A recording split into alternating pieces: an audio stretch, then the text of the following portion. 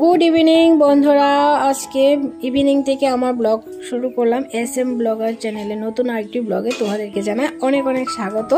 তো আমি সন্ধ্যাবাতিটা দিয়ে এসে তারপরে চা করছি। দেখো জানালাটা খোলা রাখলাম, মশা ঢুকছে তারপরেও খোলা রাখলাম কারণ বাতাস আসছে। আর এই যে সন্ধ্যার যে ভিউটা, এটা আমার দেখতে খুব ভালো লাগে, তাই খুলে রেখেছি। তোমরা সবাই কেমন আছো? আশা করি যে যেখানে আছো সবাই খুব ভালো আছো। তো আমি আজকে না পাউডার দুধ দিয়ে চা করব, কারণ গরুর দুধটা কম আছে। ভাবছি অন্য একটা কিছু বানাবো, তাই গরুর দুধ দিয়ে আজকে চাটা করলাম না। আর আজকে আমাদের বাড়িতে অতিথি এসেছে, ঠিক আছে। শাশুড়ি মা এসেছিল, কিন্তু শাশুড়ি মা বাড়িতে চলে গেছে, কারণ দেওরের জন্য রান্নাবান্না করতে হবে, সকালে স্কুল আছে। তাই আর মা থাকেনি, চলে গেছে। তো পাউডার দুধটা গুলে আবার একটু জাল করে নিচ্ছি, তাতে মানে দুধের কালারটা খুব সুন্দর হয়, খেতেও ভালো লাগে। তো এখন টিচারের জন্য চাটা নিয়ে নিলাম। আজকে বিস্কিট ফুরিয়ে গেছে, মাসের বাজারটা আজকেই করবে। তো ওরা টিচারের কাছে পড়ছে, তো আজকে আর্টস টিচার, ঠিক আছে। তো টিচার চলে যাবার সময় হয়ে গেছে, আরও ঘন্টা দেড়েক আগে এসেছিল। তো বললাম চাকে যান, চা করেছি। তো টিচারকে চাটা দিয়ে আসলাম, এখন আমাদের জন্য নিয়ে যাচ্ছি। তো আমাদের বাড়িতে আজকে একজন নতুন অতিথি এসেছে। এই দেখো আমার মাসি শাশুড়ি, আমার শাশুড়ি মার আপন বোন। তো অনেকদিন পরে এসেছে আমাদের বাড়িতে। বয়স্ক হয়েছে তো, হাঁটতে পারে না সেইভাবে। তো এখানে টাকা দিচ্ছে আমার হাজবেন্ডকে আসতে, আয়ুষার পূজার জন্য কিছু নিয়ে আসতে পারেনি, তাই বলছে টিফিন নিয়ে আসতে, তার জন্য 350 টাকা দিয়েছে। তো হাজবেন্ড 200 টাকা ঘুরিয়ে দিচ্ছে, এত টাকা লাগবে না বলছে। তারপরেও মাসি জোর করছে না নিয়ে যেতে, তো হাজবেন্ড নিল না। 150 টাকা মনে নিয়েছে। আর বলতো জর্দা আনতে, পান খেতে হবে, তো আমি তো জর্দা খাই না, তাই জর্দা পুটো একটা নিয়ে আসতে বললাম। তো এখন সবাই আমরা চা খাচ্ছি। চাকে হাজবেন্ড যাবে বাজারে, মাসের বাজারও করবে আর মাছও নিয়ে আসবে। তো বাজার করে হাজবেন্ড চলে এসেছে, দেখো মুড়ি এনেছে, আর এখানে মিষ্টি আর বুনিদের এসেছে। আর মাসের বিস্কিট আমাদের ঘরে প্রচুর লাগে, এই বিস্কিটটি কিন্তু মার যাবে না, আরও 2-3 বার আনতে হবে বিস্কিট। আয়ুষ মানে সারাক্ষণ মানে বিস্কিট খেতে থাকে, ভাত খাবে কি, বিস্কিট খেয়ে মানে পেট ভরে নেই।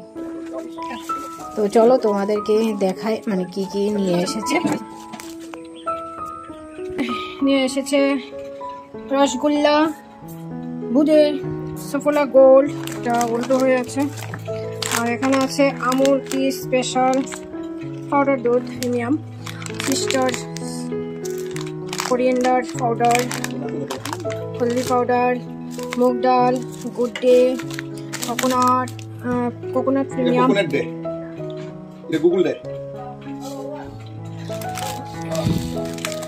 হচ্ছে গুগলি, আর এটা হচ্ছে নমকিন। আর এখানে আছে কুমিন জিরার গুঁড়া, রেড চিলি পাউডার, আর এখানে নিয়ে এসেছে মুড়ি, ঠিক আছে। এই হচ্ছে আমাদের এই মাসের বাজার। আর সাবান, সার্ফ, আরো অনেক কিছু আছে, এগুলো আছে এই মাসে বাজার করতে হবে না, তাই নিয়ে আসিনি। তো হাজবেন্ডকে বললাম নারকেল নিয়ে আসতে, কাঁকরোলের পুর বানাবো, তাই বাজার থেকে একটা নারকেল কিনে আনলো। আর মিষ্টি নিচ্ছি, সবাইকে এখন একটা একটা মিষ্টি দিলাম, আমি পরে খাবো। আর এই যে বুরিন্দাটা, এটা রেখে দেব।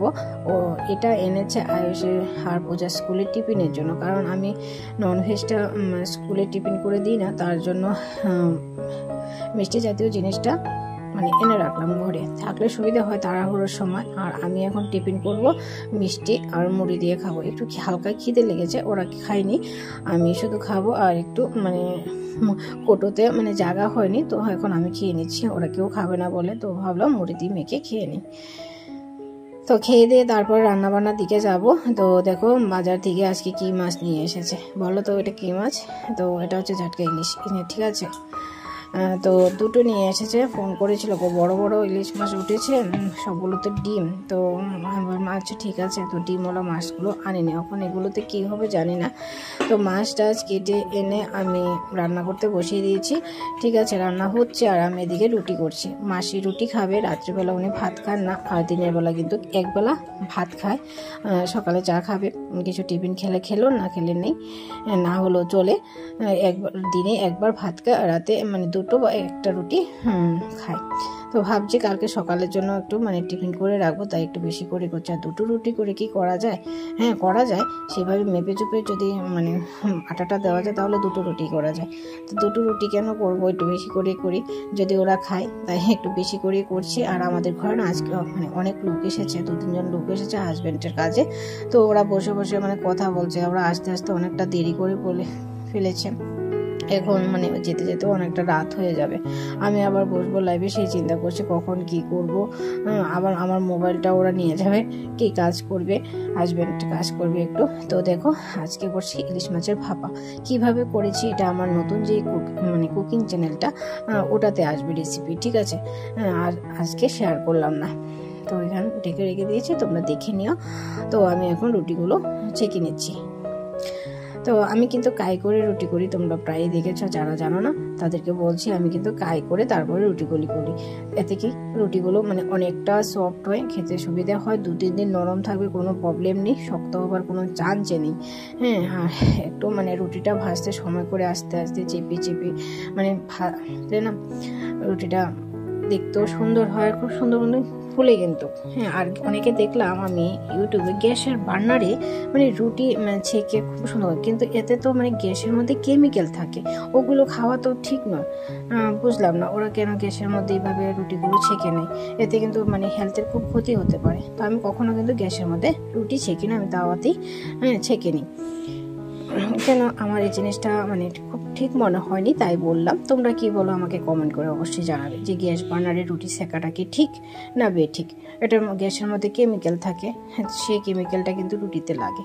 তো রুটি করা হয়ে গেছে, এখন মাসিকে খেতে দেব।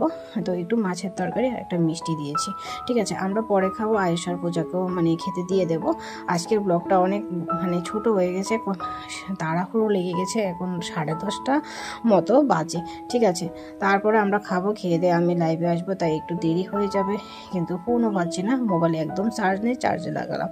তো বন্ধুরা আজকের ব্লগটা না আমি এখানে রাখছি। যদি তোমাদের কিছু ভালো লাগে ভিডিওর মধ্যে, তাহলে একটা লাইক কমেন্ট করে দিও। তো আজকের মতো বন্ধুরা টাটা, গুড নাইট। ততক্ষণ তোমরা সবাই ভালো থেকো, সুস্থ থেকো, গুড নাইট।